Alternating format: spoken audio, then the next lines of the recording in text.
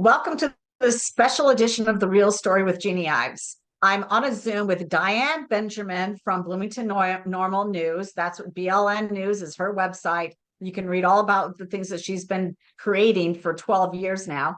She's been a real watchdog, a real activist. And I'll tell you what, she is on to one of the biggest stories I think should go national. Why? Because it became a national news when all these Teslas, all these electric vehicles got stalled at, this charging area in the Hinsdale Oakbrook. Nobody could charge their stuff. Just like 3 weeks ago, nobody could charge anything.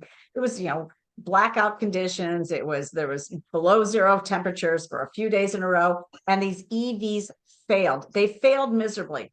Well, sure enough, Diane has just discovered a couple new emails from Rivan.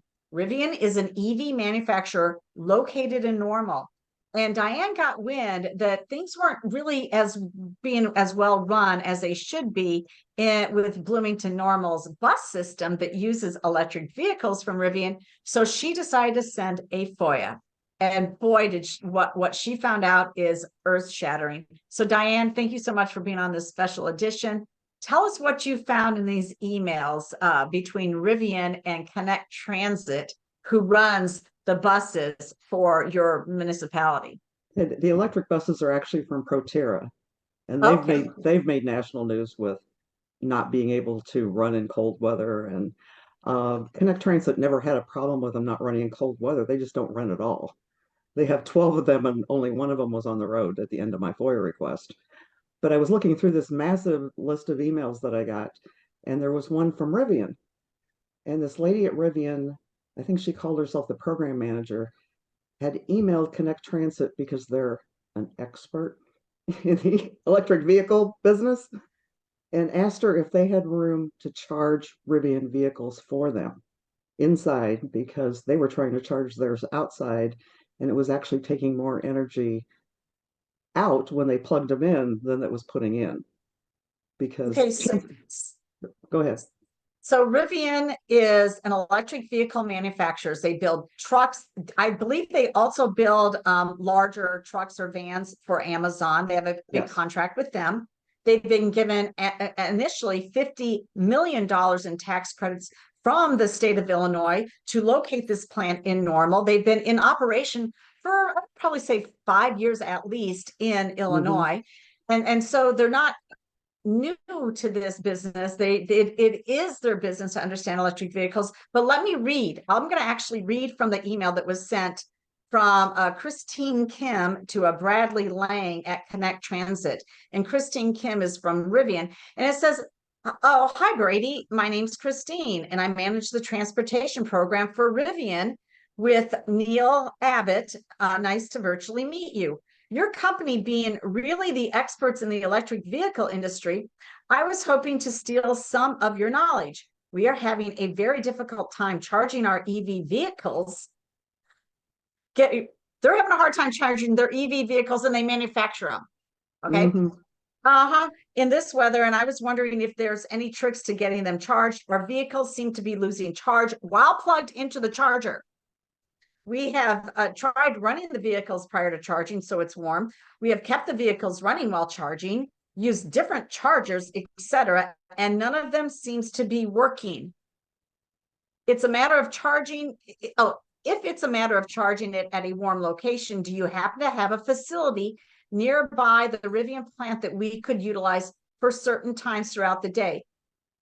Of course, not for free.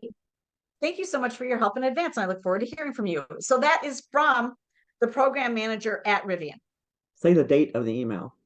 The date on this email was November 28th, 2023. So it wasn't even in the coldest of the cold snaps a few weeks ago. Right. It was at the end of November, which I don't recall being that cold. Right. I don't either. And Rivan can't charge. Rivan, the electric vehicle manufacturer, can't charge its electric vehicles. It might be because they're trying to charge them with a turbine. I'm not sure. Well, okay, so the response, here's the response, which I think is really interesting. This is from Brady Lang at Connect Transit. Now, you're saying they have Proterra buses that they're using at Connect Transit. And this is his. This is very interesting. Hi, Christine. It's been a pleasure to work with Neil in the past, and I hope things are going well at Rivian! Exclamation point. Apparently, they're not going well. They can't charge their electric vehicles. Okay. You guys are really ramping up production, and I must say, it has been very interesting to watch the changes and ramp up from afar. Do you know what size kilowatt your chargers are? Your notes regarding the vehicle being warm are certainly merited. What I expect may be happening is the bus is using more or as much energy to keep the batteries warm as you are putting into it while charging them. If your chargers are somewhat undersized, then this is likely the culprit in very cold weather. All of our buses are stored and charged in a heated facility, so we don't have that problem. They store their buses in a heated facility and they don't have a problem. They're using energy to heat a facility to store their buses because it's not working. Now, wait a second, folks. The second part of this is even more alarming. Unfortunately, due to the duty cycle of our buses and the peak demand charges from our utility provider, I don't think there is much we could offer to help you charge your vehicles. We can't economically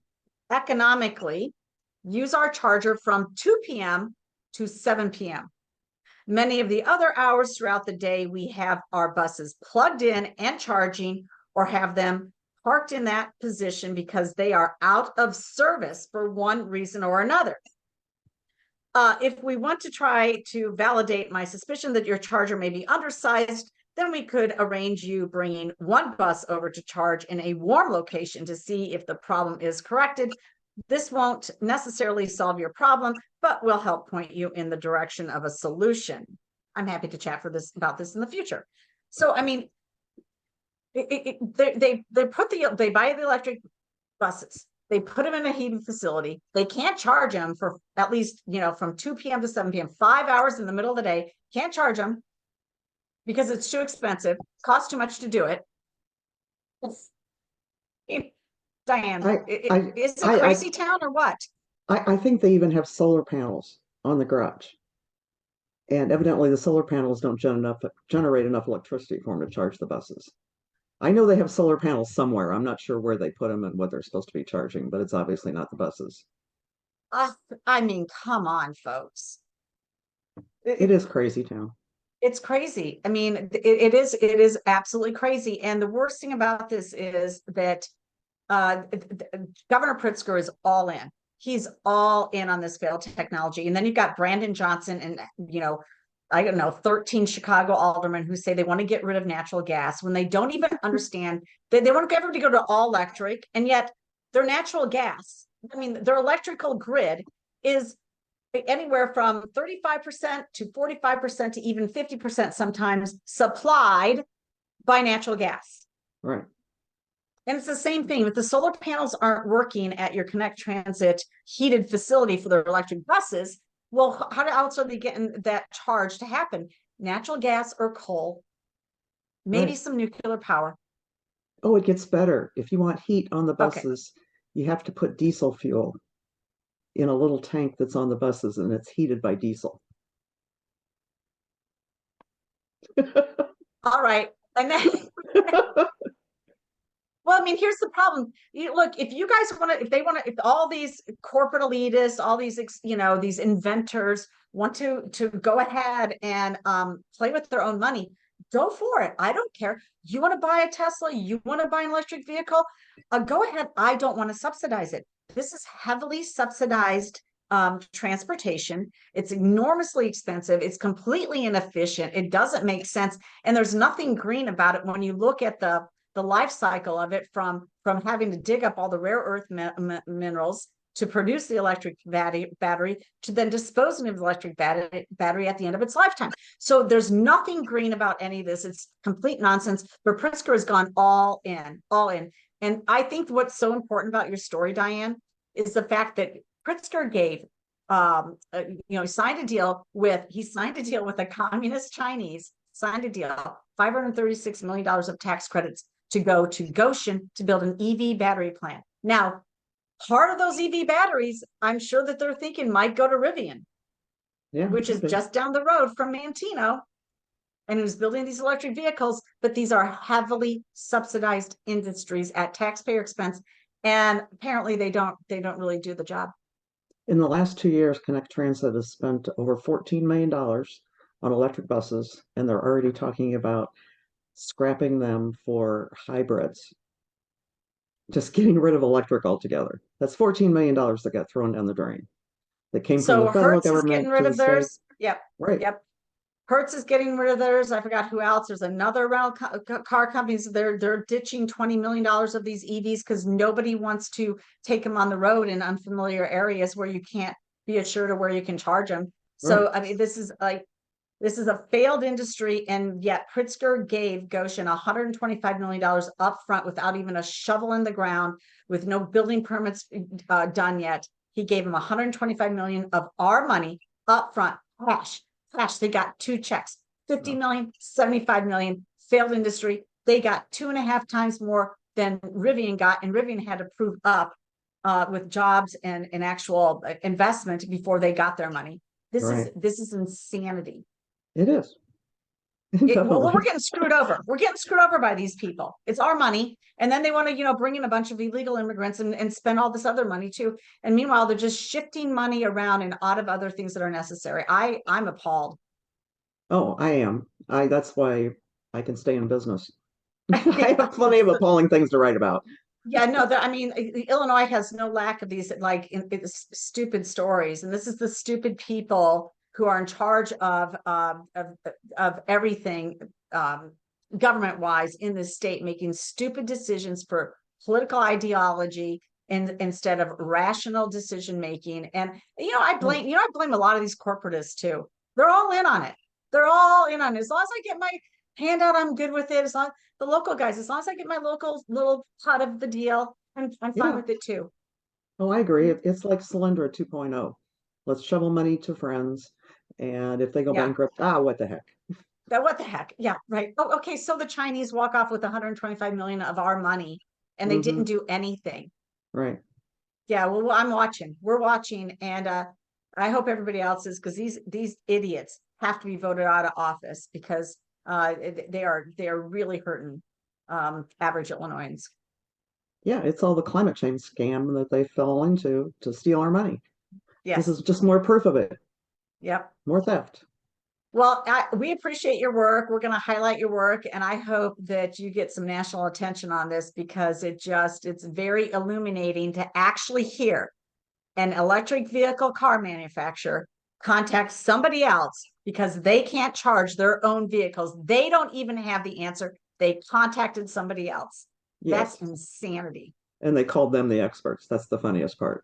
When they can't keep their Nobody's electric buses on an the road. expert. After No. COVID, we doubt everybody who calls himself an expert. Yes. We doubt them. Definitely. All right. That's Diane Benjamin. Again, this is a special edition of The Real Story with Jeannie Ives, and we really appreciate you listening in. Share this information. We'll have it up on our YouTube. We'll have Diane on my radio show this Sunday night, and you can all listen into it again. Thank you so much.